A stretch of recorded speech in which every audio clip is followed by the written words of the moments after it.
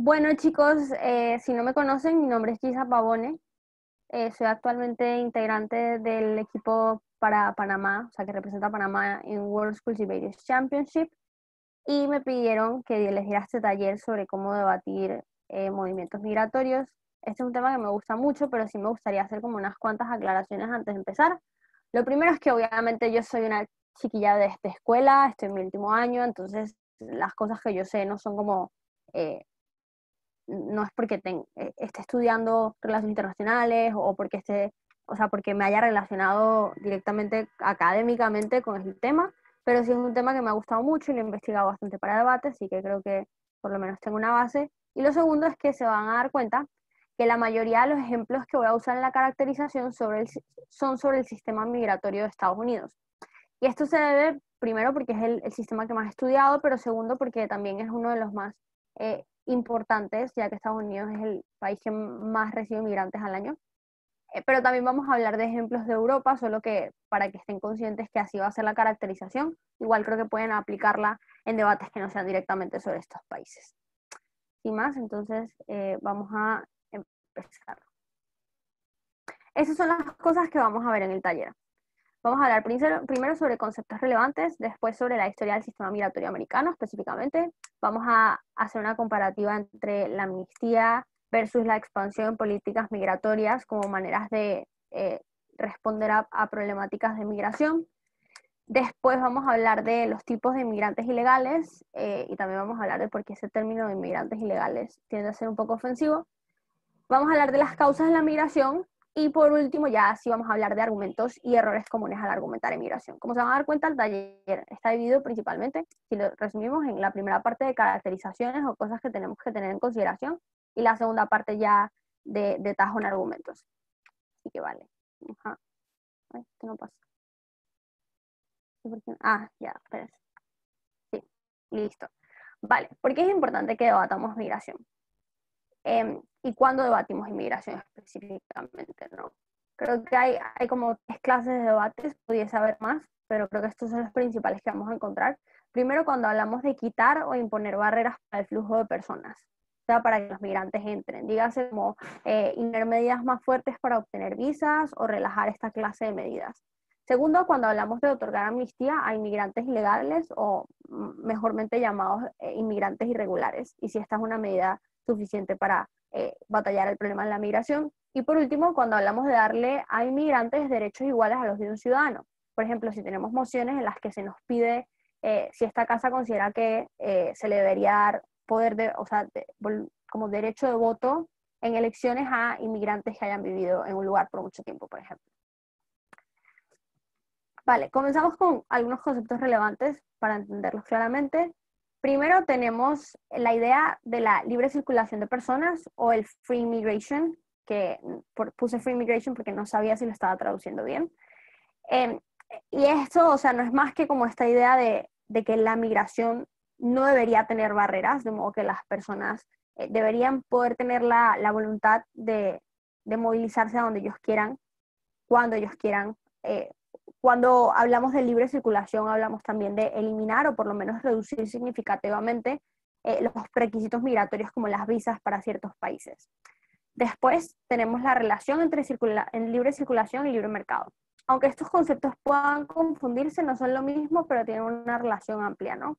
Cuando hablamos de libre, o sea, libre mercado o libre comercio, es esta idea de permitir como o sea, menos regulaciones en el mercado para exportar o importar productos, como bajar tarifas, etcétera. Y eso tiene como una amplia relación con la migración, porque usualmente también en el libre mercado se ve como la libre circulación de los trabajadores para que los países puedan como producir o puedan llenar vacantes de trabajo en una mejor medida, y que también está ampliamente relacionado. Y es por eso que van a ver a personas que defienden el libre mercado también pueden o no, pero en la mayoría de los casos se puede defender la libre circulación.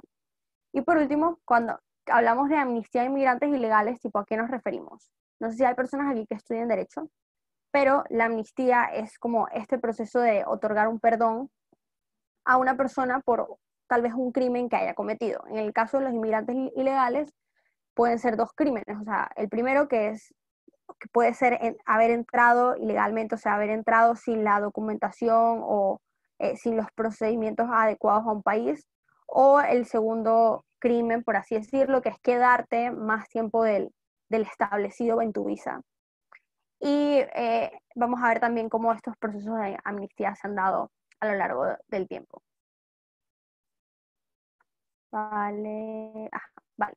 Vamos a ver la diferencia entre inmigrantes versus refugiados. Este taller vamos a hablar principalmente de inmigrantes, pero me parece importante hacer la aclaración de por qué hay una diferencia clara, y eso significa también una diferencia radical en la manera en la que debatimos inmigración y refugiados.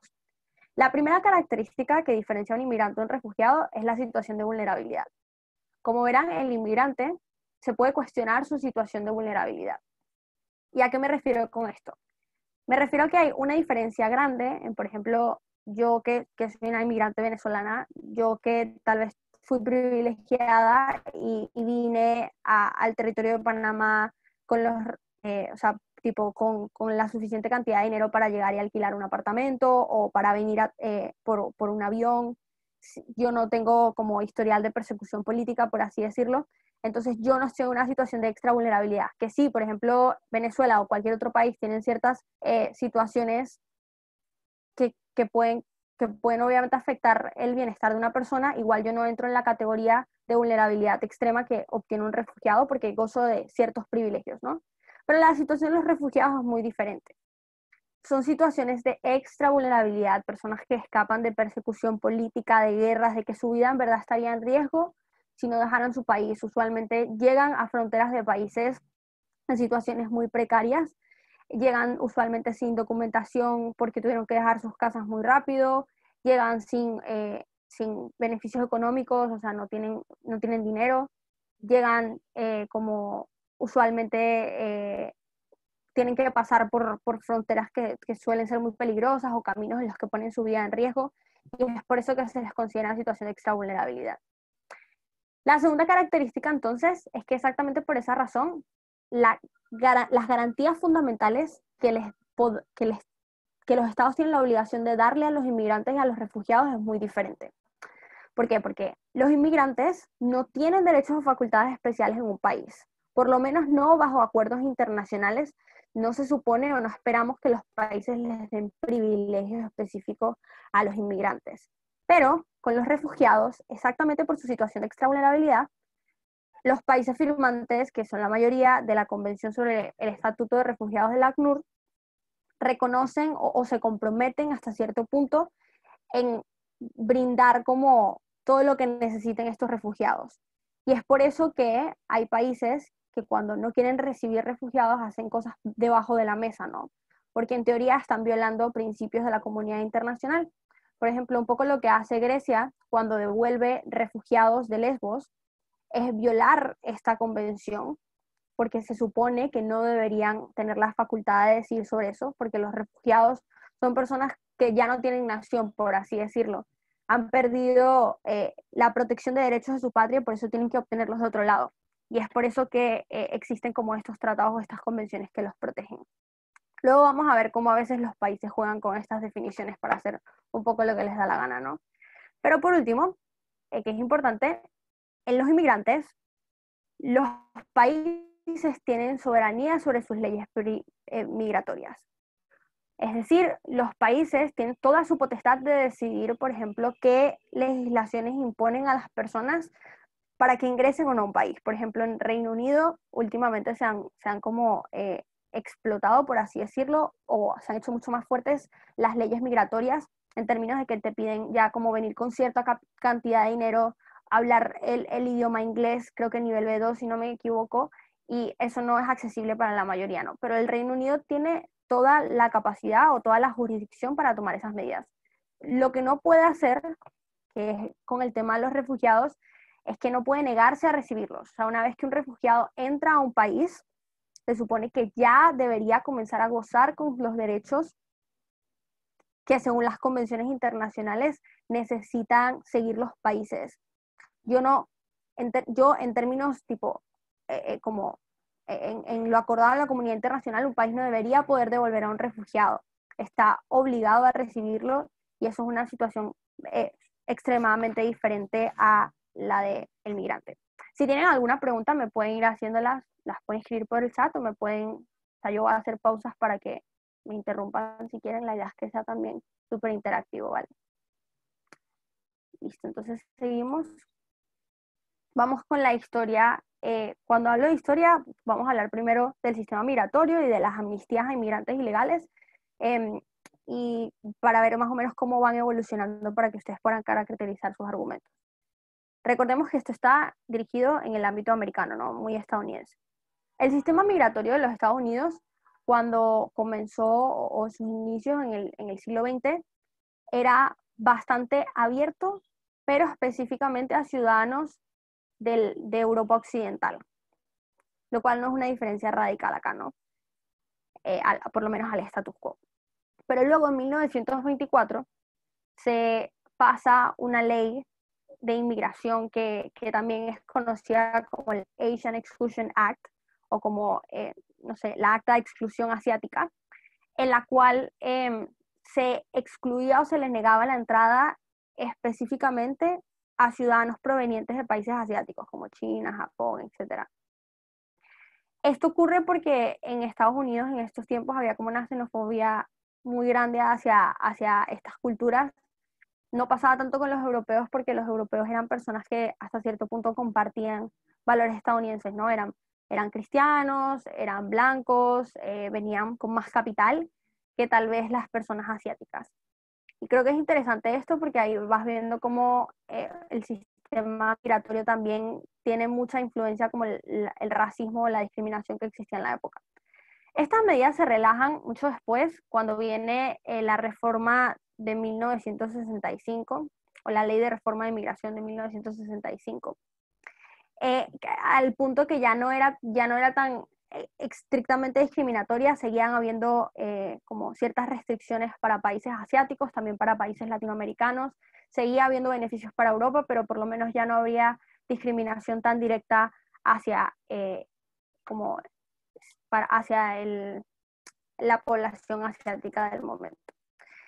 Y luego podemos entrar como a hablar de la administración actual de Trump y cómo ha sido un poco ese proceso, ¿no? Creo que aquí hay varios aspectos que podemos ver, no están al PowerPoint, pero se los comento y creo que son interesantes investigarlos porque usualmente los debates podrían ser sobre ellos.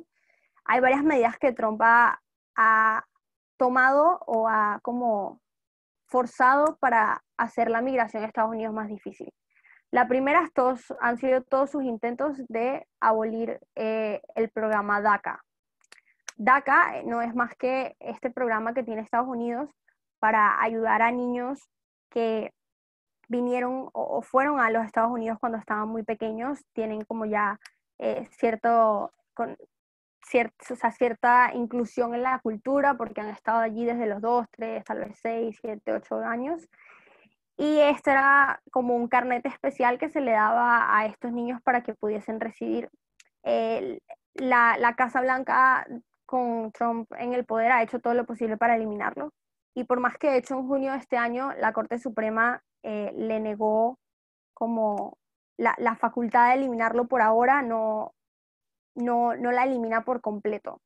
Creo que Trump va a seguir haciendo sus esfuerzos para eliminar el programa, pero sí la realidad es que se suspendió hasta cierto grado las solicitudes que se aceptan de DACA y también las medidas en las cuales se aceptaban a los niños. Lo segundo es que las deportaciones han sido mucho más masivas. A ver, las deportaciones en Estados Unidos siempre han sido como un tema grande, hasta en la administración de Obama, pero sí se ha como afianzado muchísimo. Trump ha defendido las políticas de ICE, la ICE, que es como o sea, como este programa, por así decirlo, encargado de como vigilar o que estas deportaciones se lleven a cabo. Y bueno, se ha visto un montón, ¿no? Lo tercero es sobre el términos de asilo. Y es que Trump también ha como evitado que se le dé asilo a muchos refugiados. ¿Y cómo ha hecho esto? Como les dije anteriormente, se supone que los países están forzados a escoger, a recibir refugiados. Y la manera en la que Estados Unidos ha podido como lavarse las manos es diciendo que, o sea, como apelando a esta idea de que los migrantes se han hecho pasar por refugiados, que han como forzado su idea de vulnerabilidad para entrar por las fronteras mexicanas. Entonces ahora lo que se hace es que te obligan a esperar como una cita en las fronteras de México, en ciudades que son altamente peligrosas y, por ejemplo, personas que están escapando de pandillas mexicanas o cualquier tipo de pandilla en Latinoamérica tienden a pasarla muy mal, ¿no? Y también se han visto como aumento en como estas mini prisiones en las fronteras que existen donde se separan a familiares, a niños, en verdad es una situación bastante precaria y el gobierno la ha defendido. Entonces creo que es interesante estudiar como esos temas. Ahora, sobre la amnistía a inmigrantes ilegales, creo que todo este tema de darle amnistía, o sea, como el perdón a los inmigrantes ilegales, comienza un poco en Estados Unidos cuando viene Reagan con su ley de 1986. Reagan lo que quería hacer era lograr que al menos como la mayoría de los migrantes que estaban de forma irregular en los Estados Unidos pudieran obtener un estatus legal para que comenzaran a hacer cosas como pagar impuestos, como no tener una competencia injusta, por así decirlo, con los trabajadores estadounidenses, para volverlos como ciudadanos, pero él pensaba que también como que esta amnistía podría frenar el flujo de otros inmigrantes que venían. La cosa está en que a pesar de que más de 2 millones de personas consiguieron la ciudadanía, el plan le salió mal porque de hecho la población migrante siguió aumentando y creo que se potenció un poco esta idea del sueño americano y de ir a los Estados Unidos a que te dieran como ciudadanía o poder tener como una calidad de vida mejor, que es una de las cosas que, por ejemplo, critican mucho los republicanos hoy en día.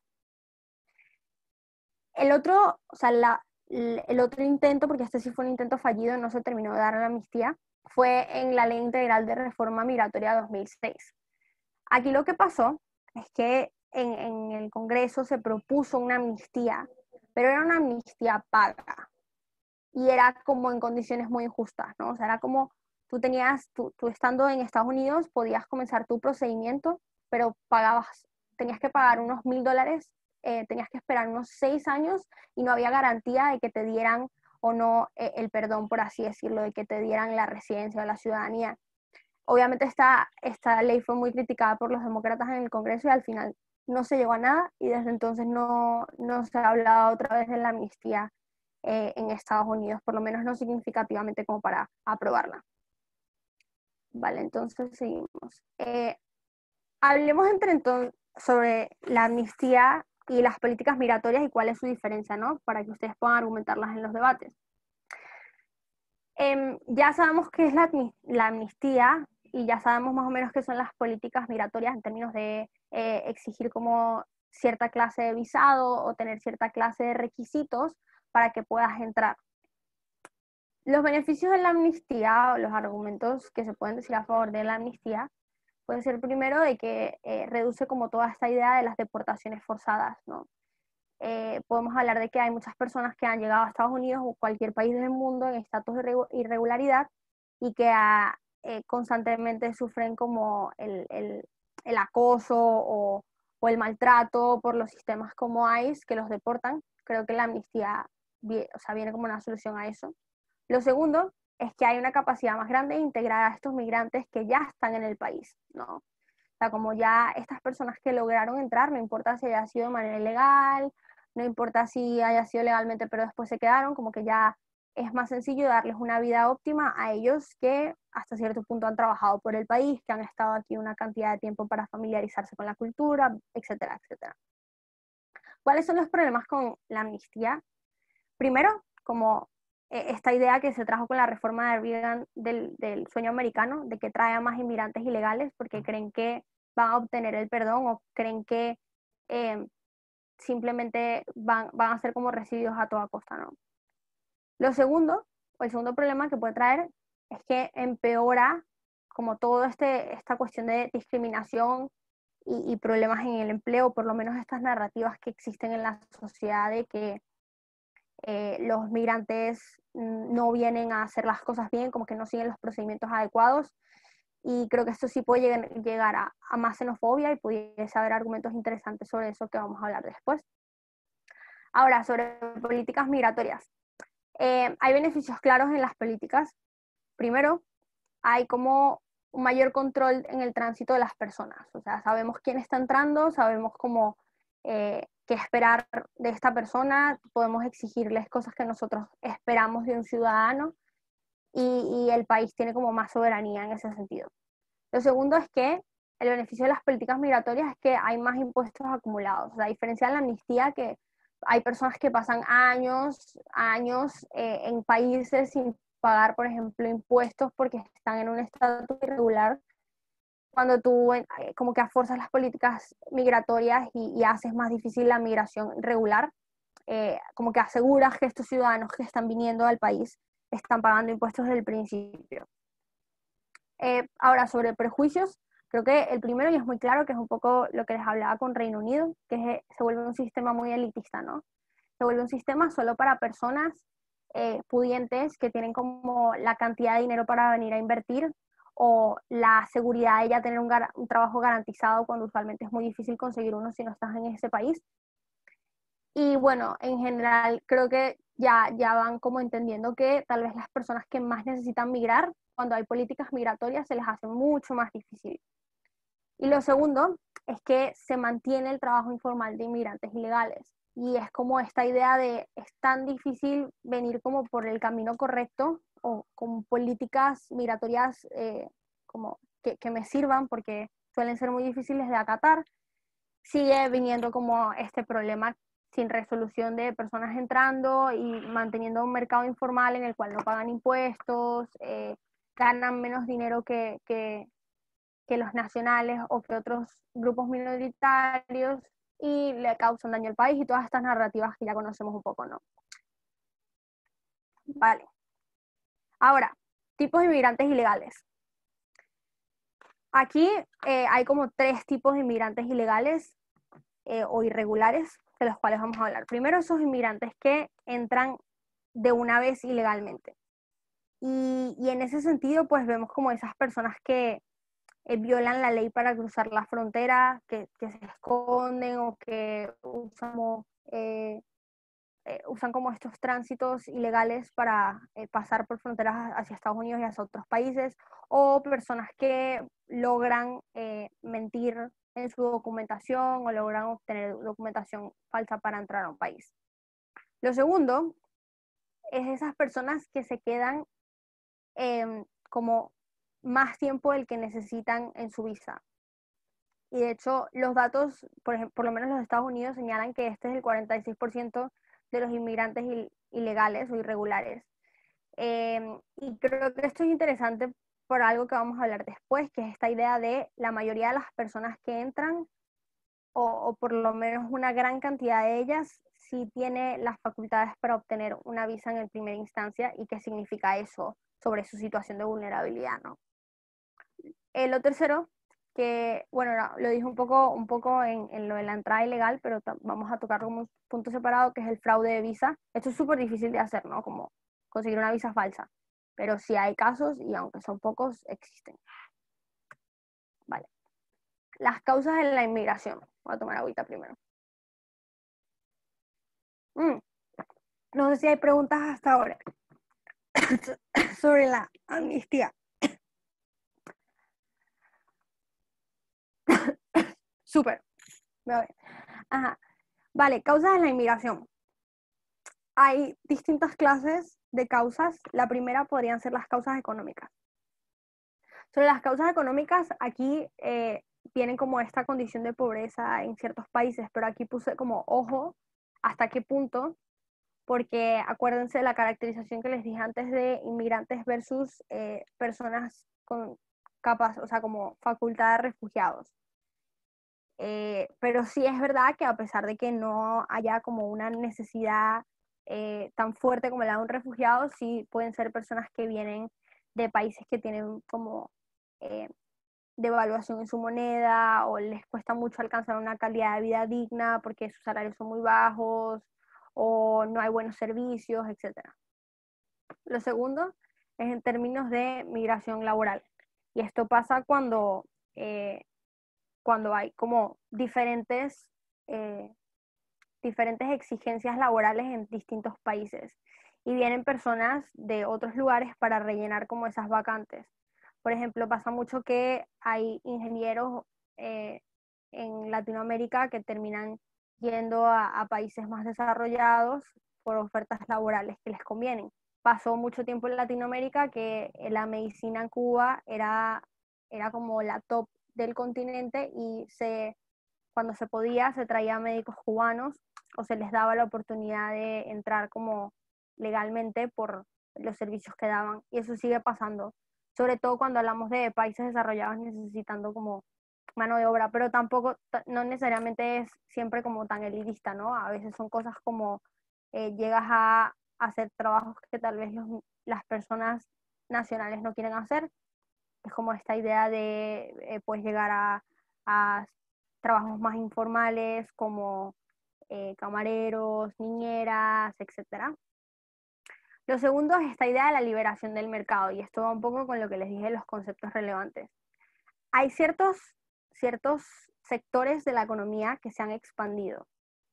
Por ejemplo, a través del tratado que tienen Canadá, Estados Unidos y México, que es el NAFTA, se han desplazado trabajadores de ciertas áreas porque las sedes de sus empresas se han movido a otros países, que es un poco lo que pasaba en México, que terminan como terminan como movilizándose a Estados Unidos y sacan un poco del mercado de los productos mexicanos, y en ese proceso pues se tienen que llevar a muchos trabajadores que estén dispuestos a seguir con la producción de la agricultura en Estados Unidos. El otro aspecto que es importante es como demandas estructurales del país desarrollado. Esto pasa, por ejemplo, cuando no solo existe falta de mano de obra, pero también como falta de población para cubrir ciertos lugares. Esto pasa sobre todo en Europa, que hay como una tasa de natalidad muy baja, y hay pueblos europeos en España, en Portugal, que están quedando deshabitados. Y muchos de estos gobiernos ofrecen incentivos para que migrantes vayan a vivir en estas zonas y las exploten un poco. Eso también ocurre en los países desarrollados. Después tenemos las causas sociales. Primero tenemos la sobrepoblación, que por la sobrepoblación se pueden venir muchos otros problemas, ¿no? Por ejemplo, si hablamos del caso de India, la sobrepoblación no solo trae como escasez de recursos, sino que también trae problemas de contaminación, congestión en el país, que obviamente incentiva las ganas de salir de él. La segunda es la idea de reunificación familiar, que es que los inmigrantes obviamente están incentivados a reunirse con sus familias si son personas que ya han salido del país, han estado fuera bastante tiempo, ya tienen la capacidad de moverse, eso también pasa. Y por último, la idea de disturbios políticos y asilo. Esto es una categoría como especial porque son aquellas personas a quienes se les rechazó una solicitud de asilo, es decir, de refugiado, porque como yo les comentaba, usualmente esta idea de disturbios políticos o problemáticas como de persecución política suelen ser facultades de un refugiado, pero hay muchas veces que los gobiernos se quieren poner como muy estrictos con a quién le conceden esta condición y a quién no, pero igual siguen siendo factores por los cuales personas se movilizan, porque temen por su vida, temen porque un partido les oprima o algo por el estilo, ¿no? Vale. Después vamos a entrar ya a nuestra parte de argumentos. Creo que las caracterizaciones anteriores les pueden servir para como comenzar, como para ayudar a construir estos argumentos, pero vamos a verlos por separado, ciertas ideas o ciertos mecanismos que yo he aprendido, que me han servido y que, bueno, espero que a ustedes también. Vamos a empezar con los argumentos económicos a favor de la migración. Vamos a hablar de tres aspectos. Primero, tipo beneficios claros para los inmigrantes, y aquí vamos a hablar de dos tipos de inmigrantes, los trabajadores calificados o los trabajadores no calificados. Vamos a hablar de los beneficios al país receptor y los beneficios al país de origen. Para los inmigrantes, entonces, Primero tenemos como mejores salarios. Y aquí puse como aplica para high y low skill. Y a esto me refiero con lo de aplica para trabajadores calificados y no calificados. Primero, a ver, no sé si alguien que está acá entiende cuando yo digo trabajador calificado y trabajador no calificado. No sé si alguien quisiera participar sobre eso.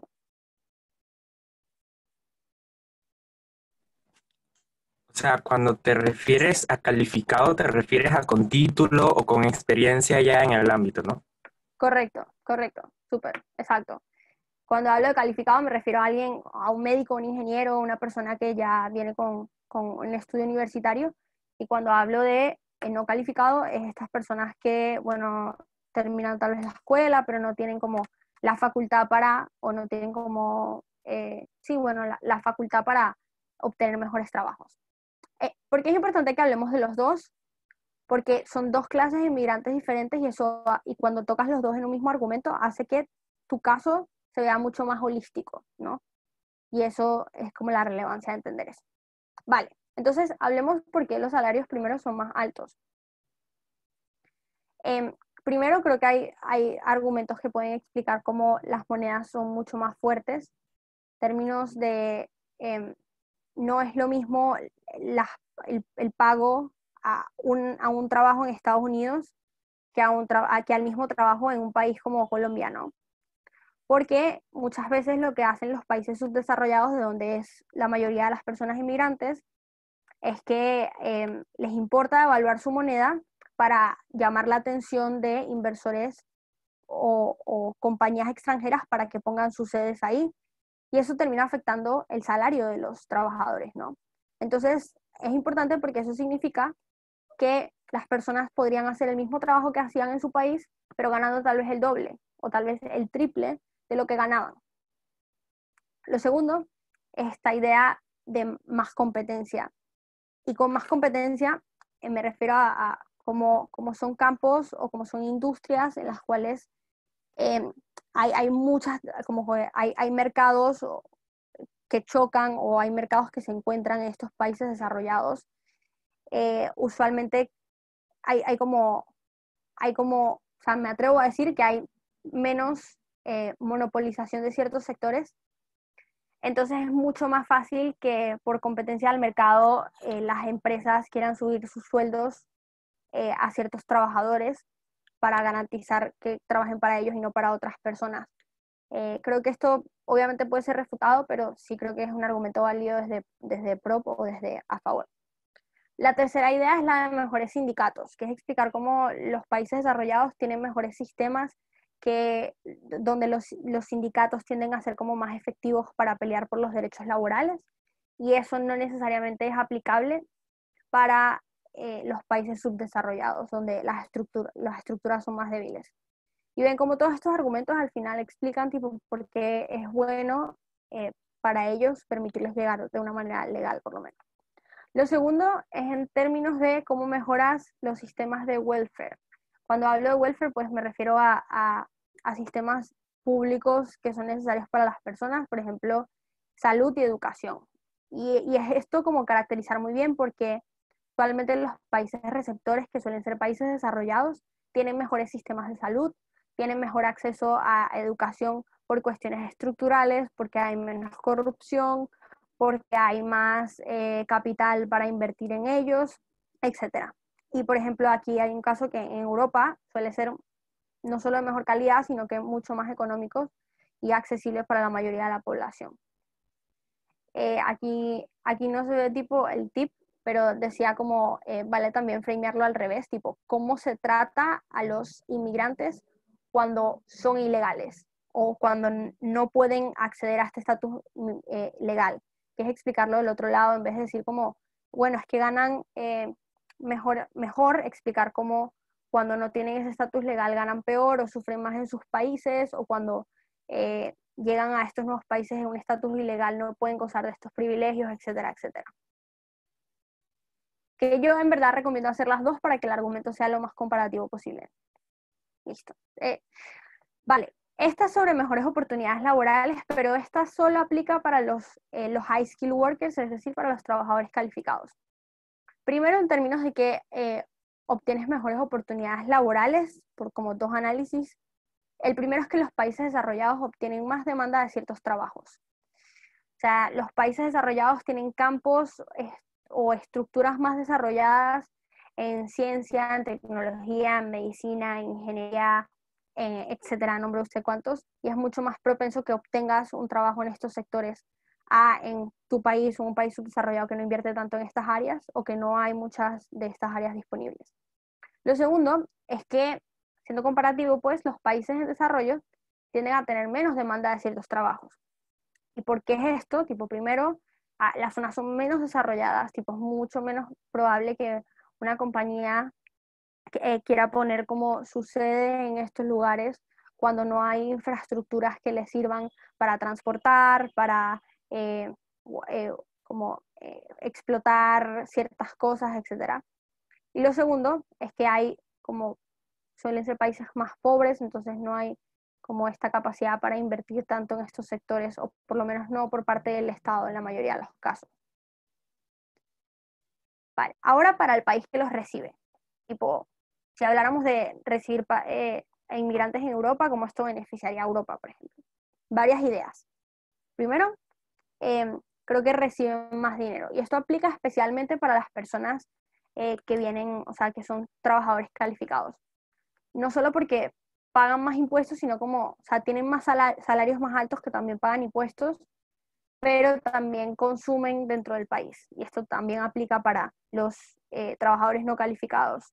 Hay como una percepción de no, es que los inmigrantes envían todo su dinero en remesas. Vamos a hablar de remesas también, pero creo que sí es como un poco utópico decir que esta persona, aunque envíe remesas, no gasta una gran cantidad de su sueldo en el país para pagar su propio bienestar, ¿no? Como pagas compañías locales o compañías nacionales o que simplemente pagan sus impuestos en el país cuando usas cualquier servicio, ¿no? Que necesitas para vivir, entonces es válido. Lo segundo es que llenan vacantes laborales. Y aquí también podemos hablar desde los dos ámbitos, desde los low skill workers y los high skill. Cuando hablamos de low skill, es un poco lo que les decía, que toman trabajos que los ciudadanos generalmente no quieren o no están dispuestos a tomar. Suelen ser trabajos que también son necesarios, como en el sector de servicios. Lo segundo es que los high skill workers cubren trabajos de especialización, que a veces también por cuestiones estructurales, por lo caro que es estudiarlos en estos países, o porque hay, no sé, hay universidades afuera que también le dan oportunidades a personas de estudiar estas carreras, entonces se cubren esos trabajos de medicina, ingeniería, etc. Lo tercero es que les beneficia porque a veces los inmigrantes están dispuestos a trabajar por un precio más bajo. Esto aplica especialmente para los skill workers. Entonces, obviamente saben que siempre se dice este argumento de que esto evita la competencia, pero esto es un poco para como sopesar esa falta de competencia con otro beneficio. Primero, porque pasa esto, en sus países ganaban mucho menos. Entonces, creo que aquí obviamente habría que hacer como un trabajo argumentativo para que no quede como un salto lógico, ¿no? Pero sí creo que se puede llegar a la conclusión de que cuando estás como eh, acostumbrado a ganar una cantidad menor de tu dinero, cuando te pagan más, es como mucho, o sea, tipo, lo valoras mucho más. Y también, por ejemplo, le puedes mandar dinero a tu familia o puedes hacer muchas más cosas con esa cantidad de dinero extra. Lo segundo es que tienden a tener menores gastos en términos de que a veces los inmigrantes ilegales, o sea, los inmigrantes en general, cuando se van por primera vez, tienden a irse sin familia o tienden a probar suerte por ellos mismos, entonces no tienen que gastar tanto dinero en su ciclo familiar, etc. Esto obviamente lo tienen que impactar en cómo las empresas nacionales del país que los recibe pueden pagarle hasta cierto grado un poco menos a sus empleados y ese valor de cantidad menos se ve reflejado al final en los productos que venden. Entonces esto puede beneficiar a la clase media del mismo país, ¿no? Este argumento tiene un poco de tensión con el primer argumento de cómo reciben más dinero, ¿verdad? Porque aquí en este argumento yo les digo que de hecho no gastan tanto, no tienen incentivos de gastar tanto, y en el primer argumento sí les dije que gastan. Lo importante aquí es que estén súper claros de que los argumentos aplican para actores diferentes, en la mayoría de los casos. El primero aplica para high skill workers y el tercero, que era el que estábamos hablando ahorita, aplica principalmente para low skill workers. Creo que esa es una diferencia fundamental. Pero segundo, creo que dejarlo como muy claro de, aun cuando yo no gasto una cantidad absurda de dinero, sigo gastando una cantidad considerable para mi estilo de vida, y eso sigue entrando en la economía y el argumento sigue aplicando, ¿no? Después podemos hablar de cómo reponer la fuerza laboral del país. Esto aplica para estos debates. No sé si han visto estas mociones de si deberíamos como incentivar a personas a mudarse a, a pueblos que por la gentrificación de otras ciudades han ido perdiendo población, etcétera. Creo que aquí también estos dos últimos puntos de reponer la fuerza laboral del país y reponen áreas vacías es válida. Pero otra idea sobre reponer la fuerza laboral del país, también en temas de como por ejemplo en Europa hay menos tasa de natalidad, hay mucha menos juventud, pues, como en capacidad de llenar ciertos trabajos que tal vez son en tecnología o son en campos muy recientes o que requieren como de mucha implicación millennial o generación Z, por así decirlo, y en ese sentido pues también llenamos como esa vacante. Vale, ahora, beneficios para el país de origen. Las remesas. Aquí, como que puse esto de que no son tantas como para que la oposición venga a llorar y decir que se está llevando toda la plata, pero es interesante hablar de cómo, viendo el debate, básicamente para el cual dejan estas personas, también se les ayuda hasta cierto punto, se envía a Prever, que al final terminan metiendo ese dinero en la economía o en el flujo del país. Dice que mi internet está débil. No sé si alguien me escucha. ¿Se escucha bien? Estoy hablando sola. Yo te escucho. Súper, súper. Sí, se escucha bien. Chévere. Entonces seguimos. Vale. Sí, pero como que sí hace como esta aclaración súper de que no es tanto dinero el que se sale del país, pero sí es una cantidad suficiente para contribuir con la economía o contribuir con el flujo de dinero del otro país. Igual no tiene que ser inteligente de cuándo tirar este argumento. Si tú tienes una oposición eh, que habla mucho de remesas y porque son muy malas para el país que, o sea, que el país que los recibe, y porque esto es gravísimo para el país, tal vez no es tan estratégico tirarlo, pero yo sí creo que pudiese ser como un flip muy bueno en el debate. Así que ahí lo tienen. El segundo beneficio es esta idea de les podemos enviar después profesionales preparados. Y es que usualmente, debido a muchos factores, ¿no? Pueden ser factores culturales, puede ser porque factores familiares, hay personas o hay migrantes que después de un tiempo deciden regresar a sus casas o a sus países de origen. Esto pasa sobre todo con estudiantes o personas jóvenes. Y la cosa está en que estas personas traen como sus nuevas experiencias, su aprendizaje a estos países de vuelta. Y esto también creo que puede ser análisis para mociones, como si los países subdesarrollados deberían como invertir en dar becas a ciudadanos para que estudien afuera, que es un poco lo que pasa en Panamá con el IFARU, ¿no? Creo que este argumento también es muy válido. Tipo, si me preguntaran como que, Gisa, ¿cuál de estas tres aristas es la más importante? Si quién beneficia a los migrantes, quién beneficia al país de origen o quién beneficia al país receptor, te diría que depende mucho del debate y depende de cuál caracterización quieras usar, o sea, la más estratégica en base a la moción. Igual ahí tienen como las tres aristas para hacer como sus casos más holísticos o para poder extender si son bajas. Ahora, hablemos de los argumentos en contra de la migración en ámbito económico. Y vi que varios como que es que le tienen como un poco de miedo al lado de la oposición en migración porque uno no quiere sonar políticamente incorrecto, ¿no? Y es válido. Pero creo que igual debemos perderle un poco el miedo a ir en contra de la migración. Creo que hay argumentos que son muy válidos. y creo que puedo decir eso como migrante ahí es, que tienen sentido y que están justificados y podemos armar buenos argumentos de este lado de la casa. Entonces, obviamente desde el respeto, desde el entendimiento, sin ser ofensivos, creo que se pueden hacer cosas buenas. Vale, vamos a hablar de perjuicios a los inmigrantes, al país que recibe y al país donde se originan, igual que hicimos la otra vez. Para los inmigrantes, primero, o sea, yo lo llamo como golpe de realidad, pero lo pueden frasear como ustedes quieran, que es esta idea de, a veces, cuando las personas migran, no están conscientes de cómo va a ser esa migración.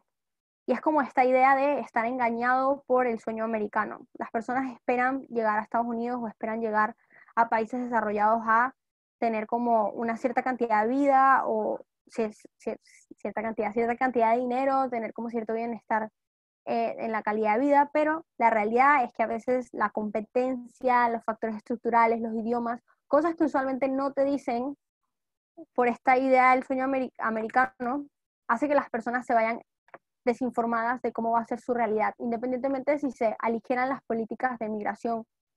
Esto puede ser un golpe duro para muchas personas. Y es como para quitar esta idea de es que mi vida va a ser perfecta cuando llegue a este país. A veces los migrantes tienen una vida mucho más difícil de la que tenían en sus países de origen, porque no están muy conscientes de cómo es esta realidad. Y podríamos decir entonces que como para minimizar los beneficios de gobierno. Lo segundo, podemos hablar de perjuicios específicamente para trabajadores no calificados y esta competencia laboral. Pero no competencia laboral en términos de el inmigrante versus el nacional, de que le hagan el trabajo al nacional, no, pero competencia laboral entre inmigrantes. Porque cuando flexibilizamos políticas migratorias o cuando damos amnistía a una cantidad de personas, podemos, obviamente, o sea, 1 más 1 es 2, podemos asimilar que va a haber una cantidad de migrantes mucho más grande, con un estatus legal que van a buscar por trabajo. Y es mucho más difícil encontrarlo, porque independientemente que dejes entrar a más personas, tú no estás cambiando la demanda del mercado necesariamente, o no a la velocidad en la que esperas que cambie. Y muchas personas pueden, tal vez no obtener trabajo o obtener trabajos en condiciones muy malas, tener que aceptar como lo peorcito y tener como, tener que sufrir por eso, ¿no? Lo tercero es ya para perjuicios para inmigrantes o sea, como high skill workers. Lo primero es que hay una probabilidad de obtener empleos de bajos ingresos.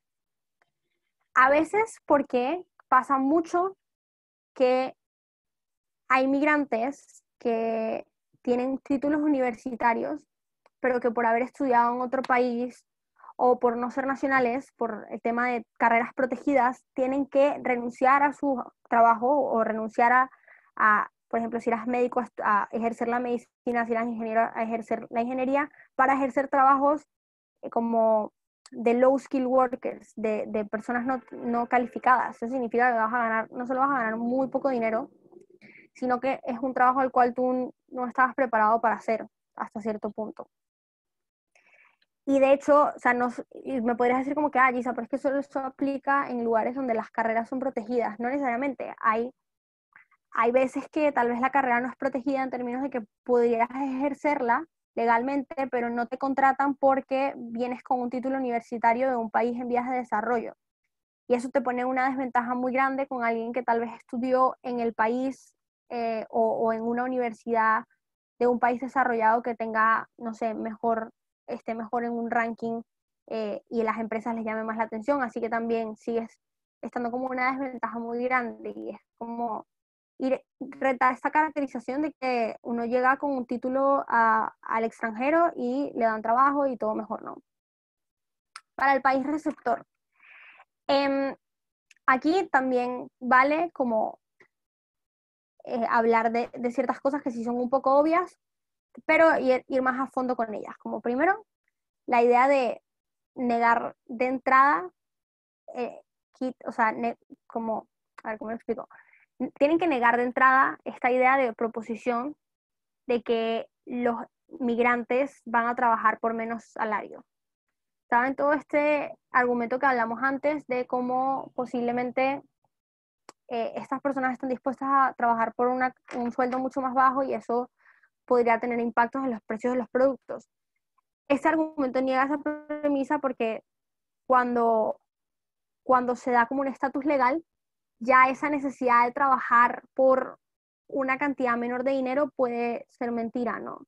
Porque ahora yo puedo exigir, puedo ir al Ministerio del Trabajo, me tienen que pagar un sueldo mínimo que suele ser el mismo que el del nacional, ¿no? Entonces, en ese sentido, ya cuando las personas pueden acceder a más, no se van a conformar con ese menos, y eso solo pasa cuando la migración es ilegal. Cuando les damos como un contexto de legalidad, ya las personas pierden como ese incentivo de aceptar la menor paga posible. Lo segundo es en términos de daño al nacional. Y esto es como incluso si estas personas en verdad trabajan por salarios más bajos. Y es esta idea que sí hemos escuchado naturalmente de que los nacionales no pueden competir o deben conformarse con salarios más bajos. Y creo que aquí no es tanto, o sea, uno tiene que saber cómo frasearlo, no es tanto decir como que los inmigrantes nos quitan los trabajos, sino ir más allá, análisis de cómo, por ejemplo, las compañías tienen incentivos de contratar a la persona que esté dispuesta a ganar la menor cantidad de dinero, porque las compañías quieren ahorrarse gastos, ¿no? Para tener más capital. Y en ese sentido, estas personas que son, estas personas hasta cierto punto, sí es cierto que trabajan por menor cantidad de salario, entonces son más atractivas para estas compañías y prefiero contratarlas en vez de un nacional. Y creo que aquí también se puede hablar como una extensión de cómo esto aumenta el desempleo y o reduce el trabajo de grupos vulnerables dentro de la población. Por ejemplo, en Estados Unidos, la principal, o sea, cuando los latinos o los inmigrantes no son los que llenan las plazas de trabajo de trabajos como informales o trabajos de baja gama, usualmente los que llenan esa gama, esos tipos de trabajo, son minorías en Estados Unidos, como minorías raciales, como las personas negras, que son igual ciudadanos, pero ahora no pueden entrar a competir y les cuesta mucho más, ¿no? Y tal vez eso sería, o sea, eso como que en principios podríamos llegar a la conclusión de que a veces los países tienen un deber muchísimo más grande con sus ciudadanos, pero especialmente cuando son de una como situación tan vulnerable como un afroamericano en Estados Unidos. Entonces, si la migración atenta contra ayudar a estas personas, deberíamos controlarla, ¿vale? Ahora, sobre el país de origen. Primero está un argumento que es muy bueno de esta idea de la fuga de cerebros, cuando permitimos la migración desde, o sea, la libre circulación de personas, se daña gravemente al país porque se pierde como capital humano, por así decirlo. Lo primero es que es grave porque se pierde como cualquier posibilidad de desarrollo, en términos de que muchas veces se necesita a personas calificadas para explotar sectores necesarios en el país que tal vez no han sido tan explotados, como el sector de salud, el sector de ciencias o de tecnología, que podría traer mucho apoyo al país. Pero segundo, es esta idea de que se pierde inversión. Porque muchas veces, por ejemplo, los países subdesarrollados pagan por la educación pública de las personas para que puedan como mejorar su calidad de vida y para que luego trabajen para el país. Pero al final los ciudadanos no les generan ese beneficio de vuelta y eso es un problema. Ahora, aquí hay como otra idea que no es necesariamente, o sea, de hecho no es un argumento económico, pero sí me parece que podría ayudar a justificarlo, que es esta idea de los ciudadanos tienen un deber con sus países y viceversa, por la idea del contrato social. ¿Alguien sabe aquí qué es el contrato social y qué hablo cuando me refiero a contrato social?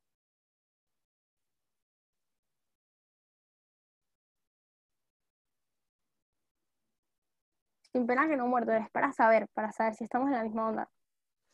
¿Con contrato social te refieres como algún tipo de deber del ciudadano para con su sociedad o algo así por el estilo? algo Es así. una teoría de derecho. Bueno, es que yo estudio derecho. Es Vale, una vale. teoría de derecho en donde se explica que, o sea, es como tus derechos, pero que te lo reconozcan. Se firma un contrato social en el cual tú le das la autoridad al Estado. Es como que te haces inferior a él, por eso, pues es esta teoría. La verdad no me acuerdo del autor, pero se ve mucho en la teoría del Estado. Sí, correcto, estás en lo cierto. O sea, sí, es un poco lo que dicen los dos, es esta idea de yo le cedo mis derechos o como mis libertades al Estado para que ellos me cumplan hasta cierto punto. Entonces es como un yo te doy y tú me das. Yo tengo deberes con mi Estado para que mi Estado me provea derechos. Y aunque haya países subdesarrollados que no hayan podido llenar esos derechos tal vez tan satisfactoriamente como países desarrollados, la verdad es que sí sigues teniendo eh, ciertos beneficios, ciertos sistemas de justicia, ciertos sistemas de educación de los cuales te has beneficiado y por ende tú, es como si una deuda que tuvieras que pagar, ¿vale? Allí, por esa misma idea, podemos hablar de pensar, o sea, ya en términos materiales, ¿qué le pasa a las personas que se tienen que quedar en los países? Que cuando hay migraciones masivas de ciudadanos que se van y quedan personas que no tienen la facultad de irse, podríamos explicar que la vida empeora y empeora radicalmente, ¿no? Porque ya no tienes como, de hecho pierdes a las personas más letradas, porque son las primeras que pueden inmigrar. Pierdes a las personas más letradas o pierdes a las personas que tienen facultades para ayudar a mejorar tu desarrollo y tú sufres las consecuencias. Y es como, ves como la calidad de vida en las poblaciones más vulnerables de estos países se va como deteriorando. Entonces aquí hay como varios fun facts o ejemplos. Primero, como la fuga de cerebros le ha costado al continente africano más de 4.000 millones en empleo de 150.000 profesionales, que obviamente es rudo, pero aparte de Etiopía perdió el 75% de su fuerza laboral calificada entre 1980 y 1991. Y creo que ya allí tú vas viendo cómo a veces la migración condena a ciertos países a mantenerse en subdesarrollo. Ahora, argumentos de principios a favor de la migración. Vamos a hablar de la discriminación arbitraria y supresión de derechos fundamentales y también vamos a hablar de ciertos errores comunes. Entonces, sobre la discriminación arbitraria, que es esta idea del birth lottery o lotería de nacimiento, ¿verdad? Lo primero es que aquí vamos como a ver el argumento paso a paso porque puede ser complejo si te saltas un paso, puede quedar no probado. Entonces lo primero es en términos de que tienes que probar que hay una arbitrariedad. ¿Y a qué me refiero a eso? Tienes que probar que hay como personas que no eligieron su país de nacimiento, ¿ok? Que nosotros no, o sea, que no está en nuestras facultades decidir dónde nacimos. Lo segundo es probar el daño de esa arbitrariedad. Y es muy útil usar analogías de por qué a veces la arbitrariedad nos causa un daño sin que nosotros sin que nosotros lo podamos prever, ¿no? Y es como esta idea de no está bien otorgar o quitar derechos a alguna persona simplemente por razones arbitrarias. Un ejemplo de esto es, yo no creo que una persona por ser de la comunidad LGBT se le deberían violentar sus derechos, ¿no? Eso nos suena intuitivo a todos, como que no nos parece que por una razón como arbitraria, ya sea raza, color de piel, orientación sexual, se le debería discriminar a alguien. Entonces ya uno va relacionando que si no crees que eso aplica en ese escenario, tampoco debería aplicar en el tema de migración. Ahora, elegimos un derecho fundamental contra el cual la oposición está tratando,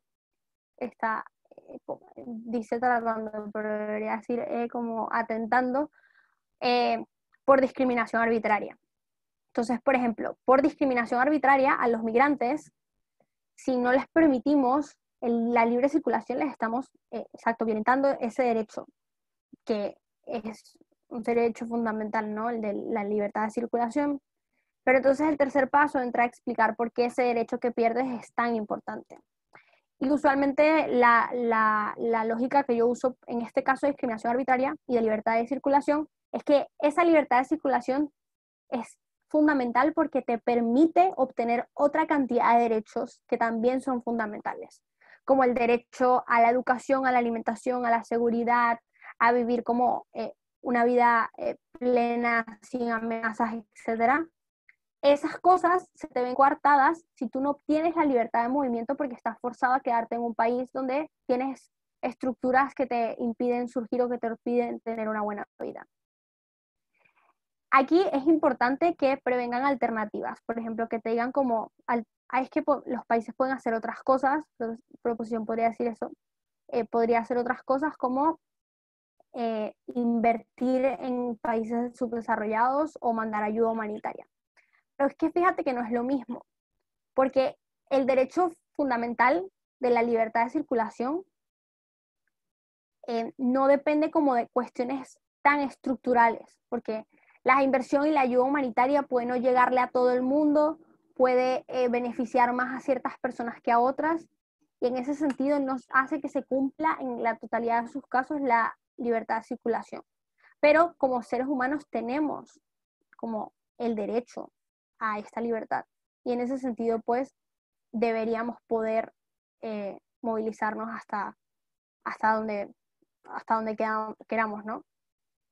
Este argumento es intuitivo porque suena como muy, muy bonito, ¿no? O sea, suena como agradable al oído, suena como que en verdad yo no debería estar en contra de esto, así que usen como bastantes analogías o fraseos chéveres que les puedan servir. ¿Cuáles son errores comunes en esta clase de argumentos? Bueno, estos, primero, es como, el primer error es enfocarse solo en la condición de vulnerabilidad. ¿Por qué? Porque es muy fácil poder descuadrarte la condición de vulnerabilidad. Es muy fácil decir, por ejemplo, que los inmigrantes ilegales a veces, la mayoría del tiempo vienen con capital. Entonces no necesariamente están como en esta condición súper, súper fuerte de que sufren, bla, bla, bla. Yo sí he visto equipos hacer como ese argumento a favor, es que no, es que estas personas sufren muchísimo, sufren muchísimo, sufren muchísimo, y digo, obviamente hay una cantidad de sufrimiento, pero si uno lo sobrecaracteriza, deja de ser tan intuitivo como el de la discriminación arbitraria porque se siente muy exagerado, se siente muy irreal. Lo segundo es que no se prueba la idea de responsabilidad, es decir, el principio no vale. En el anterior, o sea, como en el términos de responsabilidad, pues ya estamos explicando cómo independientemente de la persona en la que tú eres, independientemente de si eres ciudadano o no de un país, todos deberíamos pensar o deberíamos por lo menos defender que tú tienes una libertad de circulación. Pero cuando tú dices como que no, es que estas personas están en una situación de vulnerabilidad y solo como que lo tildas así, hay muchas veces que los países no apoyan a todos los otros países que tienen una situación de vulnerabilidad, ¿no? O sea, a veces no donamos plata a países, a veces no enviamos ayuda humanitaria porque no hay una responsabilidad. Pero si lo pintas más como un derecho o un principio fundamental que todos deberíamos defender, entonces ya va teniendo mucho más sentido que los países lo acepten. Lo segundo es que si aún así decides tirar como esta idea de la condición de vulnerabilidad y decides como enfrascarte mucho en ella, tienes que tirarlo de una forma muy estratégica, en emociones estratégicas o en impactos estratégicos. Por ejemplo, aquí hay como dos impactos que se me ocurren en dos actores. Primero, las personas que caen en el tráfico de personas. A veces, porque la migración es tan difícil o es tan compleja, las personas recurren a coyotes o personas que se encargan de pasar a inmigrantes ilegalmente por las fronteras. Pero a veces en estas situaciones se llega a tener tráfico de personas, se engaña a mujeres, se engaña a niños, se explota sexualmente o se vende a estas personas. Y podríamos decir como, mira, si nosotros no permitimos como una libre circulación, estas cosas comienzan a pasar, ¿no? Y ahí se da la situación de vulnerabilidad. Y ahí hay como un link más directo con la migración. Y el otro caso es como el importing brides, que de hecho creo que hay un debate, si no me equivoco, es la ronda 8 de World Schools Tailandia el año pasado, que es una moción sobre si se debería permitir o no el importing brides, que es como esta idea de importar novias. No sé si saben lo que es importar novias, pero es como esta idea de que hombres en países desarrollados compran mujeres bueno, o sea, les pagas el pasaje, les pagas el hospedaje, les das como todos los beneficios a una mujer de un país subdesarrollado para que vaya a vivir contigo, pero sí solo con la condición de que se case contigo. Entonces ahí obviamente también hay situaciones de engaño, de maltrato, y todo esto ocurre también porque estas mujeres no tienen la capacidad de emigrar legalmente. Así que ya ahí va teniendo mucha más relación con la migración y no simplemente como llorando por personas que podrían ser refugiadas, ¿no? El segundo error es enfocar la responsabilidad que tienen los países en solo el hecho de formar parte de la comunidad internacional. Este argumento también lo vi, que es como, no, es que tenemos un deber de recibir a estas personas porque somos parte de una comunidad internacional. Creo que yo también había hecho este argumento alguna vez, porque somos parte de la comunidad internacional y como deberíamos comprometernos a apoyarnos mutuamente. La cosa está en que fíjense que también es muy descuadrable, porque eso solo aplica a refugiados. Recuérdense la idea que yo les dije de le damos completa soberanía a los países de poner sus leyes migratorias como les dé la gana, porque ellos deberían tener esa facultad y no hay ninguna parte en el derecho, y bueno, ustedes que hay chicos acá que estudian derecho lo saben mejor que yo, no hay personas que estén obligadas o no hay como un tratado o algo que obligue a las personas a seguir ciertas cuestiones migratorias o a los países a hacerlo. Entonces, lo segundo es que no hay una deuda directa. O sea, por ejemplo, yo te podría decir que yo tal vez tengo, bajo esa lógica, tengo la necesidad de reparar a personas que yo les haya hecho daño. Es como esta idea de tal vez debates en los que se dice que si los países desarrollados deberían pagar reparaciones a países que hayan colonizado, cosas así. Pero aquí no aplica tanto, ¿no? Porque usualmente estos países no son los que causaron esa migración. Creo que se pudiera argumentar, pero es muy difícil. Lo veo un poco tryhard. Entonces, lo tercero es que es poco comparativo con la alternativa de Oppo, porque Oppo te va a decir, no, pero es que, a ver, que era lo que les decía antes, ¿no? Puedo enviar ayuda humanitaria, puedo ponerle sanciones al país, puedo enviar ONGs, no sé, inserte aquí cantidad de medidas que no son recibirlos directamente, pero que es ayudarles de una manera indirecta sin involucrarme. Así que no, por eso no lo recomiendo. Ahora, hablemos de argumentos de principio en contra de la migración, ¿ok? Que aquí es esta idea de vamos a ayudarles un poco a sonar políticamente correctos desde la oposición. Primero, esta idea del Estado tiene un deber con sus ciudadanos, y aquí entra mucho más la idea del contrato social que habíamos hablado antes, que es esta idea de los ciudadanos de un Estado son diferentes a cualquier otra persona, porque ellos ceden derechos a este Estado y o sea, necesitan la representación, o lo hacen en base a esa representación. Y tienen que ser muy comparativos de por qué esto no pasa con los migrantes o con los refugiados. Tipo, los ciudadanos de un país pagan impuestos, trabajan en este país, como que todas sus familias o generaciones familiares han trabajado, bla, bla, bla. Cosas únicas que tal vez los migrantes no gozan en la generalidad. Lo segundo que hay que entrar a probar ahí es la legitimidad del voto. Porque esto es todo como teniendo en cuenta, por ejemplo, en Estados Unidos o en Europa, donde se vota en contra de políticas migratorias o no se quieren pasar políticas migratorias porque el pueblo está en desacuerdo. Y es un poco legitimizar o explicar por qué esas decisiones son válidas. Y es que votar en contra de la migración está justificado. Hay personas que viven o sea, como la idea de la democracia es que nosotros somos las mejores personas para representarnos a nosotros mismos porque somos quienes vivimos nuestras realidades día a día. Es por eso que le permitimos votar a personas a pesar de que no tengan una titulación o un bachillerato, sino simplemente con el hecho de ser ciudadanos, porque nadie mejor que yo conoce como mi día a día. Y todas estas ideas o estos impactos que se perciben como el desempleo por los migrantes o como puede ser que la criminalidad, aunque no es que defienda que eso es cierto, no es que defienda que los migrantes aumentan la criminalidad, pero sí es una percepción válida de las personas porque sus vidas Ellos tienen derecho a escoger en base a lo que ellos sienten o en base a lo que ellos viven, y votar en base a sus sentimientos es completamente justificado. Lo tercero, es que tienes que plantear alternativas. O, en todo caso, explicar por qué no hay responsabilidad con ese externo. Esas son las dos opciones. Sobre la primera opción, las alternativas, explicar por qué podemos brindar apoyo sin sacrificar la decisión de nuestros ciudadanos. Porque la responsabilidad hacia el ciudadano es mayor que la responsabilidad con los migrantes, por ejemplo, si es que existe. Y esto es esta idea del apoyo en base a ayuda humanitaria.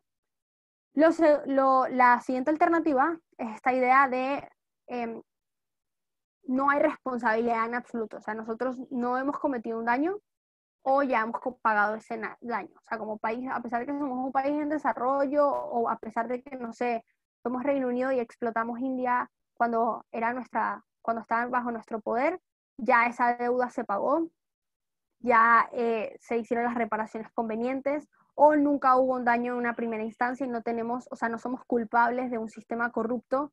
Por ejemplo, yo creo que podría decir que España no es culpable de las problemáticas o la corrupción que existe en países africanos para que entren a sus fronteras, como que no hay una relación directa en eso, sino que es por cuestiones internas de ese país, como es un poco lavarse las manos, pero hacerlo, o sea, creo que es persuasivo, ¿no? Creo que tiende a ser bastante persuasivo un debate. Ahora, errores en argumentos de principios en contra. Lo primero es que, como un poco lo que ustedes le tienen miedo de ser xenófobo, o sea, creo que uno tiene que tener extra cuidado con caracterizaciones sesgadas o ciertos lenguajes inapropiados, porque eso, si tienen un juez liberal o un juez, bueno, de izquierda, podría pensar o podría verse menos persuadido por ustedes. Entonces, vean que los argumentos que hemos hablado son ideas que son intuitivas, pero están construidas de una forma que suenan políticamente correctos, por así decirlo. Entonces no nos referimos a estas personas como que nos roban el trabajo, sino vamos a entender por qué existe esa narrativa en la sociedad, por qué esa percepción es válida o podría ser hasta cierto modo cierta, y creo que también allí es jugar mucho con no solo el daño que le hace al país por recibirlo, sino el daño que se hacen ellos mismos al migrar, por ejemplo. Creo que allí, o sea, como que ahí está muy importante, y sobre todo en el principio, explicar esas cosas. El segundo problema es justificar la legitimidad de voto en base a hechos en vez de a percepción. ¿A qué me refiero con esto? Por ejemplo, lo que yo les dije antes, la gente tiene percepción de delincuencia cuando hay migrantes, y por eso ellos tienen derecho a votar por su percepción, porque es su día a día, nadie les puede decir lo que ven o lo que no ven, como que es muy propio. Eso es muy diferente a decir o afirmar que la delincuencia está causada por los migrantes, ¿verdad? Por dos problemas. Lo primero es que es muy washable. O sea, washable me refiero a que puede ser simétrico en el debate porque no hay pruebas contundentes que apuesten a un aumento en la delincuencia por parte de inmigrantes ilegales. O sea, es muy tryhard de probar, por así decirlo. Y lo segundo es que te puedes desconectar muy fácil del juez. O sea, creo que sí hay como una generalidad de que los jueces, por lo menos, al menos en debate competitivo, tienden a ser un poco de izquierda. No digo que sea la mayoría de los casos, pero ocurre. Y bueno, uno tiene que tener delicadeza con cómo habla con estas personas. Vale, ahora argumentos sobre la integración de los migrantes. Vamos a verlo a favor y en contra. A favor. Primero, es esta idea de cuando los legalizamos, les damos amnistía o les damos lo que sea, les damos también mecanismos para pelear contra estereotipos. Cuando tú obtienes un estatus legal, tienes entonces maneras limpias de obtener ciertos beneficios, como que tienes un carnet de residencia o un ¿cómo se llama? Un permiso de trabajo para ganar dinero de manera limpia, para que tus hijos vayan a una escuela. Entonces esta idea de los inmigrantes son ladrones o vienen a molestarnos, se va perdiendo porque tú vas como demostrando lo contrario, por así decirlo, les damos mecanismos para que lo hagan. Lo segundo es que estas personas pueden denunciar ahora crímenes de odio, de racismo. Creo que antes no podían, porque cuando tú tienes una situación o sea, cuando tienes como un estatus irregular, tú no confías en el sistema judicial, piensas que te van a deportar. Entonces, como las cosas que puedes vivir en día a día en contra de tu persona son, o sea, tipo, te las callas o no haces nada al respecto. Y eso puede ser muy malo porque a veces las autoridades no llevan los números de estos casos de crímenes de odio, de racismo, como deberían, o por lo menos no tienen como unas cifras reales. Así que obviamente aquí se pueden meterle muchos impactos o podrían caracterizar e investigar más para que entiendan más o menos cómo esas denuncias pueden ayudar a ser beneficiosas después para el sistema. Por último, es como este mecanismo de asimilación, que es esta idea de mientras más les permitamos como entrar o compartir con nativos, más tienen como, más se apropian de la cultura de los nacionales, de su lenguaje, etc. Y que entonces es mucho más fácil integrarlos en términos de que los otros ciudadanos o los nacionales ya los ven como algo parecido a ellos. Que se acuerdan que en la caracterización cuando les dije que en 1924 había como una xenofobia muy grande hacia los asiáticos porque tenían culturas diferentes, porque hablaban diferente, porque se veían diferentes. A veces cuando esas brechas se rompen un poco porque asociamos más a estas personas con nuestros comportamientos, se crea una mejor integración. Ojo, aquí se tiene que aceptar que es muy propenso que este impacto sea para las segundas generaciones, tal vez hasta las terceras generaciones de migrantes, pero también se vale explicar por qué es muy importante para los migrantes eso. Por ejemplo, si mi mamá migrase, que emigró, mi mamá como migrante probablemente le importa que yo o que los hijos que yo tenga se integren en la sociedad. Tal vez no tanto ella, tal vez ella sabe que va a sufrir un poco, pero en consecuencia ella espera que su descendencia no lo haga tanto. Después, argumentos sobre la discriminación con políticas abiertas. Y esto es como el en contra. Explicar por qué hay más discriminación y dar una buena respuesta de backlash desde proposición. O sea, para proposición. Allá, me salté uno. Ajá. Vale. Sobre las políticas abiertas de discriminación. Primero, esta idea de que hay mayor discriminación.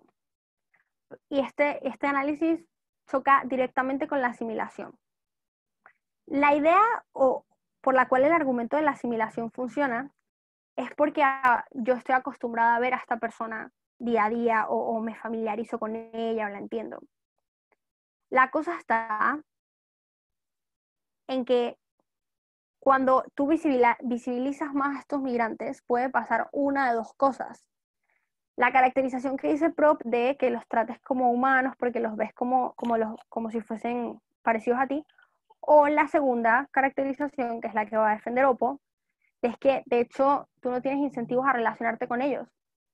Entonces simplemente los ves más y te irritan más, pero nunca tienes como esta empatía hacia ellos, sino que los ves como si te estuvieran invadiendo, por así decirlo. Ahí uno tiene que explicar por qué el primero es menos probable, porque el segundo es el más probable para la oposición. El primero es que no interactúas con ellos lo suficiente, porque tienen distintos círculos sociales. Usualmente, por ejemplo, pasa en Estados Unidos, los migrantes tienen comunidades o barrios de latinos o de chinos o de árabes y no suelen interactuar por términos culturales con las otras personas. No los conoces, no sabes quiénes son. Y lo segundo es que por consecuencia, como no sabes quiénes son, te quedas siempre con lo que escuchas que dicen de ellos o con la percepción, porque no entras a su círculo, no entiendes cómo se comportan en verdad. Entonces es mucho más fácil para ti decir o quedarte con estas narrativas de que son personas malas, que son flojas, o que te quitan el trabajo, que se creen superior a ti, bla, bla, bla. Entonces aquí viene, ¿por qué el segundo escenario es más probable? Primero, los partidos de derecha están llegando al poder. Hay un auge en la derecha, lo podemos ver en Brasil, lo podemos ver en Europa, lo podemos ver en Estados Unidos con Trump, como hay un auge de personas o partidos o políticos que están agarrando esas narrativas para explotarlas, para decir que es muy fácil culpar a los migrantes, por así decirlo. Y lo segundo es que hay casos de xenofobia global. O sea, en términos de, hay una narrativa de que la migración se está saliendo de control, de que muchas personas o que los países en Europa están recibiendo más cantidad también de refugiados, pero de migrantes de los que pueden. Y lo mismo con Estados Unidos, entonces ya se va creando como que es mucho más posible que lo que yo me quede de lo que escucho sea con la perspectiva negativa. O sea, aquí hay como casos que se pueden estudiar, tipo, primero, en Alemania y el Reino Unido han aumentado considerablemente los crímenes de odio. Sobre todo, por ejemplo, en Alemania, que han tenido políticas bastante flexibles o han como hecho campañas de concientización. Igual la realidad es que la integración no se ha dado de la manera en la que se debe o en la manera en la que se espera. Crímenes de odio en contra de personas de color han ocurrido y son graves y han aumentado radicalmente, de hecho. Lo segundo es que, el segundo ejemplo, como cuando, o sea, llegan políticos como Trump al poder e imponen medidas mucho peores, ¿no? O sea, cuando nosotros permitimos, que fue un poquito lo que pasó con Obama, ¿no? Como te muestras tan suave o suave hasta cierto punto con la migración, que le das mucho auge a que estas personas exploten esa debilidad y lleguen al poder para poner medidas mucho peores y que las personas las vean como necesarias. Las personas justifican las deportaciones, las separaciones familiares, la prohibición de visa, porque se ha dado este discurso de que se nos ha quitado mucho o de que las personas no están siguiendo los lineamientos como debe ser. Y eso también ocurre porque se dio una amnistía, porque se permitió la entrada de muchas personas a la vez, etc.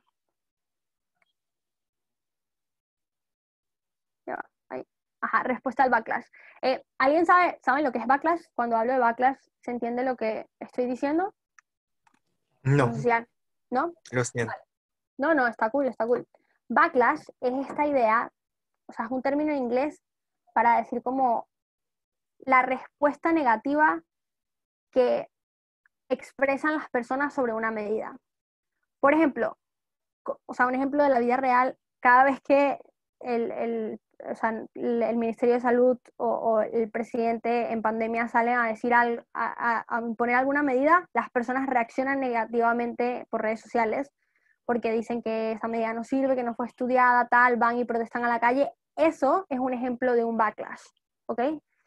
Y en debate se hacen muchos argumentos de backlash, pero uno los tiene que saber hacer de una manera que suenen persuasivos y que estén bien probados. Entonces, el backlash en este caso es que las personas van a contestar todavía más fuerte con, ¿cómo se dice?, en contra de la migración, porque no se acostumbran a ellas o porque no se los están integrando de alguna manera. Lo primero, hablemos de cómo se prueba falso. Y hablemos sobre políticas antiviolencia. O sea, estos son como respuestas de proposición para contestar de por qué ese backlash es mentira.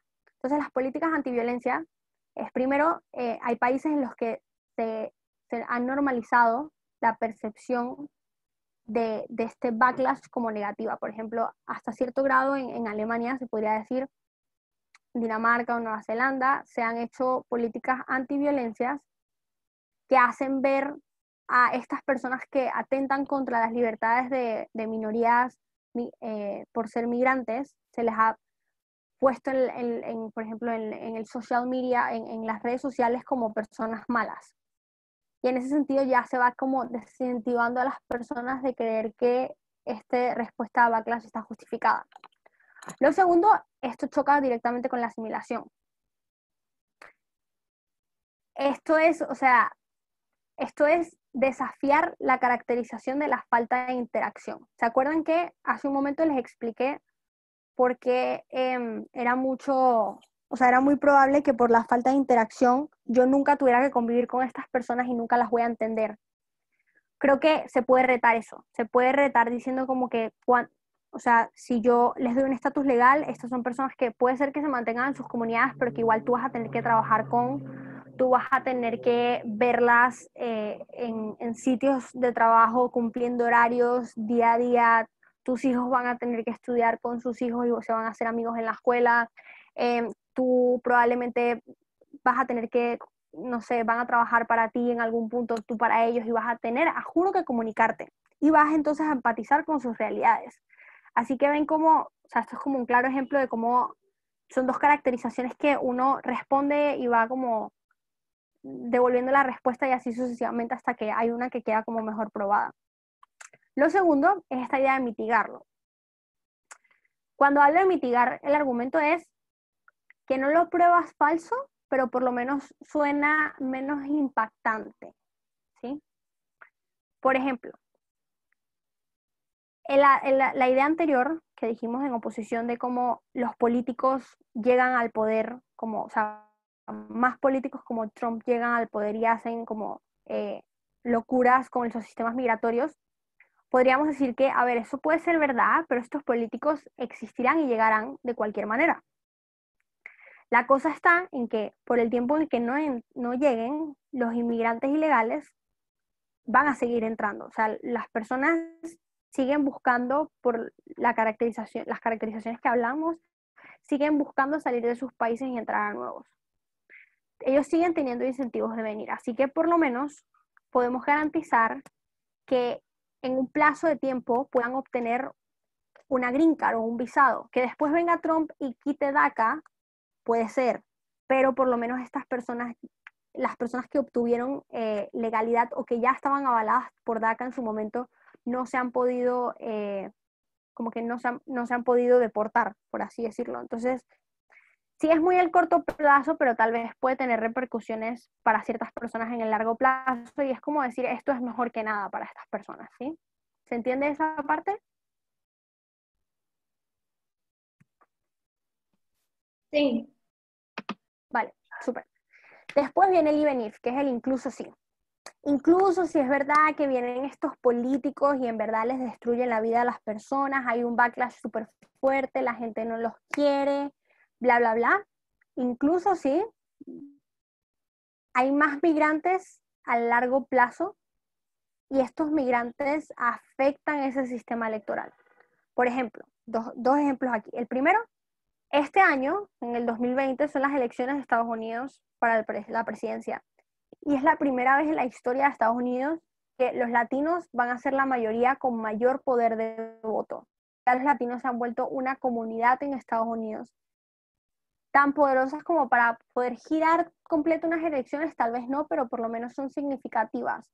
Y ahora, miren cómo los demócratas tienen que dirigir discursos específicos hacia los latinos, porque por razones de migración legal se han vuelto una comunidad muy grande. Y eso obviamente afecta después de que estas políticas se puedan cambiar. Lo segundo es que hay lugares, esto sí van a necesitar como investigar bien, yo sé el caso de Dinamarca y Nueva Zelanda, creo que hay otros países en donde los migrantes pueden participar en elecciones municipales o parlamentarias, de modo que también influyen en el sistema y en evitar que aunque estos políticos salgan, por lo menos lleguen al poder. ¿Me explico? A seguir. Se paró. Ya va. Listo. Aquí me falta, ok. Ahora, no sé por qué no está en la otra diapositiva, pero falta como unas conclusiones a las que queríamos llegar, que ya básicamente vimos como la caracterización o también como lo que llamamos el frame del debate, el contexto que usamos en el debate sobre los migrantes, es muy importante en esta clase de debates, ¿ven? Ven cómo proposición puede agarrarse full de una idea de que los inmigrantes sí están en una condición de vulnerabilidad, cuando OPPO puede desafiar esa condición de vulnerabilidad. Entonces uno tiene que jugar mucho con identificar cuál es la caracterización de los migrantes que está haciendo el rival para yo poder entrar a retarla, explicar por qué no es tan probable o por qué la mía es mejor, o debatir en esos términos, pero saber cómo ganar dentro de esa caracterización. Esto obviamente pasa en muchos de los debates, pero esto sobre todo pasa con la migración. Después, como la segunda parte de la conclusión, es que los clashes no tienen que ser siempre un trade-off. Si saben lo que es un trade-off, lo que significa que un clash sea un trade-off.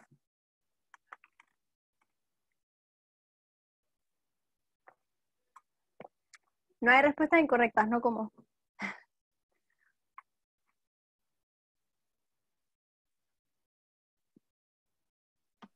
Si Bueno, lo si yo quieres digo... explicar, estaría mejor, por favor. Vale, súper. Bueno, en debate hay como dos tipos de clashes. Clashes sí sabemos que son los choques del debate, ¿verdad? Como las discusiones más importantes que hay en los debates. En debate hay como dos tipos de clashes. Los primeros son los clashes simétricos. Los simétricos significa que son clashes o choques del debate que se pueden ganar de ambos lados. Por ejemplo, en este tipo de debate, la economía. La economía es un choque simétrico porque lo puede ganar tanto la proposición diciendo que trae más beneficios económicos como la oposición diciendo que trae más perjuicios económicos. Pero cuando un clash es un trade-off, significa que se tiene que sacrificar una cosa por obtener la otra. Ustedes han visto estas mociones que dicen como, esta casa considera que, no sé, o esta casa, una vez salió en Copa, creo que fue la final o una de las mociones de 2017, que era como, esta casa considera que se debería priorizar las acciones contra el cambio climático sobre la economía. Ahí hay un trade-off, porque obviamente si tú eres proposición, no vas a decir que tú vas a ganar la economía, ¿no? Porque tú estás aceptando en la moción que vas a sacrificar la economía por el bienestar ambiental. Hay personas que creen que los debates de migración son trade-off. Personas que creen que en proposición no se puede ganar lo económico. O personas que creen que en oposición no se puede ganar la integración de los inmigrantes. Porque uno tiene como miedo de entrar a ser políticamente incorrecto. La verdad es que no. La verdad es que los clashes suelen ser simétricos en la mayoría de los casos, como lo vimos. Vieron que hay argumentos económicos de los dos lados, hay argumentos en principios sobre dónde están, o sobre dónde están mejor los migrantes, o sobre dónde tenemos como una mejor labor estatal, hay de los dos lados, ¿no? Entonces uno no tiene que tener miedo de decir como que, no, es que seguramente no voy a ganar el de dónde los migrantes están mejor, así que solo voy a hablar de economía. Eso es una falsedad. Uno tiene que entrar a debatir con todo, ¿no?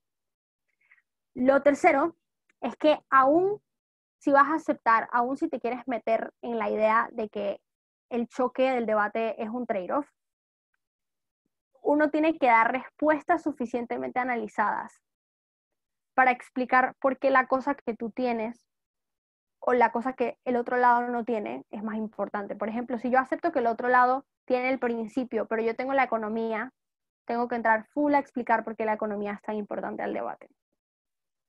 Y por último, es que lo chévere que también pasa en debates de refugiados, lo chévere en debates de migración es que uno puede jugar muchísimo con los impactos. Vieron que hay un montón de impactos, se pueden hacer impactos en comunidades vulnerables, como la comunidad negra de Estados Unidos, los ejemplos que vimos.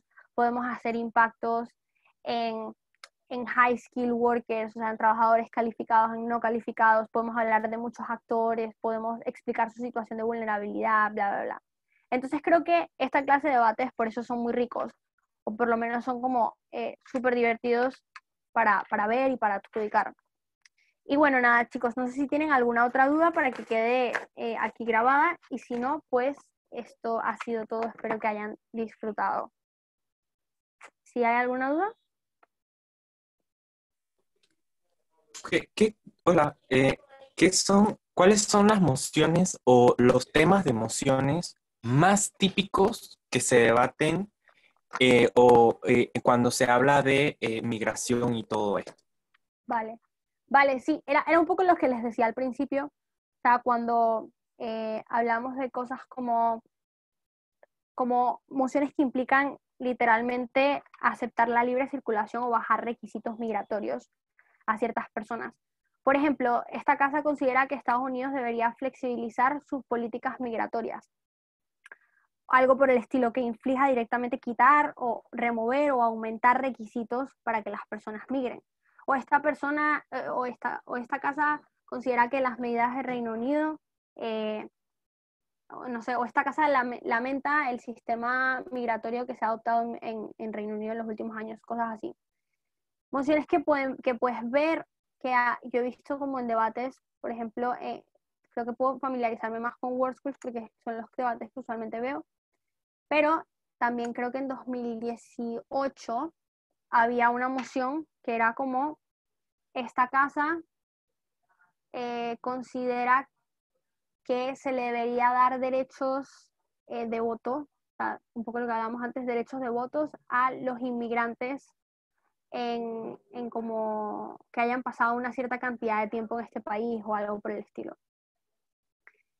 Creo que hay una cantidad infinita de debates en los que pueden salir argumentos migratorios, pero en general como que trata de identificar si tiene que ver con libre circulación, si tiene que ver con políticas migratorias, si tiene que ver con amnistías, que era un poco lo que habíamos hablado al principio, que también creo que hay una moción de amnistía, como si se le debería conceder o no amnistía en los Estados Unidos, por ejemplo, se debería retomar el sistema de amnistía. Pero también en debates, por ejemplo, de libre comercio o de libre mercado, podrían salir argumentos de migración, porque también se habla de si los trabajadores deberían poder movilizarse libremente entre un país y otro y cómo eso afectaría o ayudaría a la economía. Entonces, sí creo que se ve mayormente en mociones específicas, pero puede ser aplicada a otros debates como amnistías o sí, en general como libre comercio, libre mercado. No sé si eso responde a tu pregunta.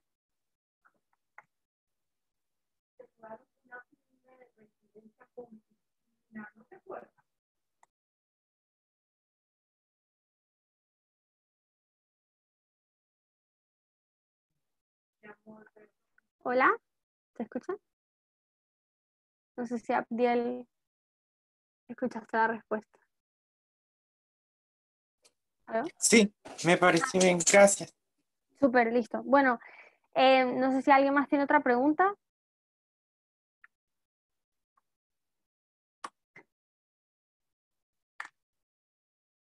Listo, bueno, si no, ya finalizamos y otra vez pues gracias a Spade por la invitación, estuvo muy chévere poder compartir esto con ustedes y bueno, espero que les haya servido chicos, espero que lo puedan aplicar en el futuro. Así que, súper.